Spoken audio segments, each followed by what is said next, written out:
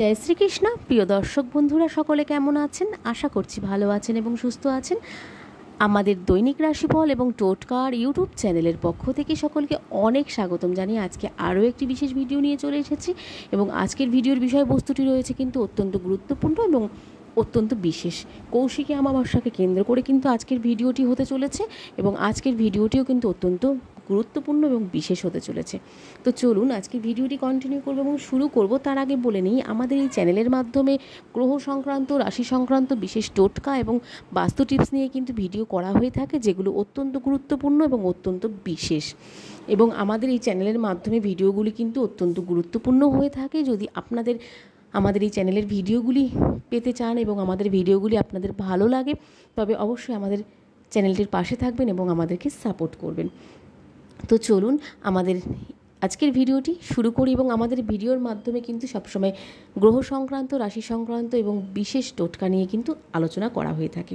তো চলুন, আগামীকাল আসতে চলেছে কৌশিকী অমাবস্যা। এই কৌশিকী অমাবস্যাকে কেন্দ্র করে কিন্তু আজকের এই ভিডিওর বিষয়বস্তুটি। আগামীকাল আসছে কৌশিকী অমাবস্যা। 1 চামচ দুধ দিয়ে করুন এই কাজ। এই টোটকাটি একবার করে দেখুন, বাধা বিঘ্ন দূর হবে এবং পাবেন অঢেল টাকা পয়সার সুখ। তো কৌশিকী অমাবস্যায় পালনীয় কিছু জ্যোতিষ টোটকা আছে এবং প্রচলিত বিশ্বাস, সেগুলি পালন করলে বিশেষ ধরনের বাধাবিঘ্ন জীবনে কিন্তু দূর হয় এবং বিশেষ করে জীবনে বাধাবিঘ্ন দূর হয়ে, বাধাবিঘ্ন কেটে গিয়ে আপনার জীবনে কিন্তু সুসময় চলে আসে এবং উপচে পড়ে অর্থসুখ এবং সৌভাগ্য। তো আগামীকাল আসছে কৌশিকী অমাবস্যা। আগামী 2রা সেপ্টেম্বর, 1লা সেপ্টেম্বর অলরেডি আজকে কিন্তু লাগছে, যেহেতু রবিবার আজ কিন্তু পালিত হতে চলেছে। আজকে থেকেই কিন্তু কৌশিকী অমাবস্যা লেগে যাচ্ছে। সেই ক্ষেত্রে কিন্তু 1লা সেপ্টেম্বর রবিবার পালিত হতে চলেছে, উদযাপিত এবং হতে চলেছে ভাদ্র মাসের এই জাগ্রত অমাবস্যাটি। তো কৌশিকী অমাবস্যায় পালনীয় কিছু জ্যোতিষ টোটকা আছে। প্রচলিত বিশ্বাস অনুযায়ী কিন্তু এই টোটকাগুলি করলে আপনার সংসারে সুখ, সমৃদ্ধি এবং সমস্ত কিছু কিন্তু ভরপুর হতে চলেছে এবং টাকা পয়সার অর্থসুখও কিন্তু পেতে চলেছেন আপনারা। তো উপচে পড়বে অর্থসুখ এবং সৌভাগ্য বলেছেন সকল জ্যোতিষী শাস্ত্র মতে এবং পণ্ডিতরাও। তো চলুন ভিডিওটি আরও কন্টিনিউ করি। তো বলা হয়েছে, কৌশিকী অমাবস্যার পুণ্যতিথিতে 1 চামচ দুধ নিয়ে, কৌশিকী অমাবস্যার এই পুণ্যতিথিতে 1 চামচ দুধ নিয়ে ঢেলে দিন কোনো কুয়োতে। যে কোনো কুয়োতে হতে পারে, আপনার বাড়িতে যদি থাকা কোনো কুয়ো থাকে সেটিতে করতে পারেন এবং আপনার বাড়ির যে কোনো ক্ষেত্রে আপনারা কিন্তু কুয়ো খুঁজে না পেলে মাটিতে গর্ত করে কিন্তু দুধ ঢেলে দিতে পারেন। তাতে কিন্তু আপনাদের অত্যন্ত লাভ প্রদান হবে। এবং কৌশিকী অমাবস্যার দিন ঘর বাড়ি এবং বাড়ির বাইরে পরিষ্কার পরিচ্ছন্ন রাখার চেষ্টা করুন এবং পরিষ্কার পরিচ্ছন্ন রাখুন। এই তিথিতে এঁঠো বাসন ফেলে রাখবেন না কোনোভাবেই। কৌশিকী অমাবস্যা তিথিতে কোনোভাবেই কিন্তু রাতে এঁঠো বাসন ফেলে রাখবেন না। তাতে কিন্তু অত্যন্ত অমঙ্গল এবং অত্যন্ত কিন্তু সমস্যাপূর্ণ হতে পারে আপনাদের জীবন এবং আপনাদের সংসার। কারণ এই দিনে বিশ্বাস করা হয়, যেহেতু তন্ত্রমতে এবং তন্ত্র সাধনা করা হয়ে থাকে এই কৌশিকী অমাবস্যার দিনে, সেই ক্ষেত্রে কিন্তু অনেক অশুভ শক্তির প্রভাব ঘটে। সেই ক্ষেত্রে এই দিনে কোনো এঁঠো বাসন কিন্তু বাড়ির মধ্যে রাখবেন না এবং বাড়িতে কিন্তু কোনোভাবেই এঁঠো বাসন রাতে রাখা চলবে না। মাথায় রাখবেন, সবসময় মাথায় রাখবেন এই দিনটি কিন্তু অত্যন্ত গুরুত্বপূর্ণ এই সব দিক থেকে।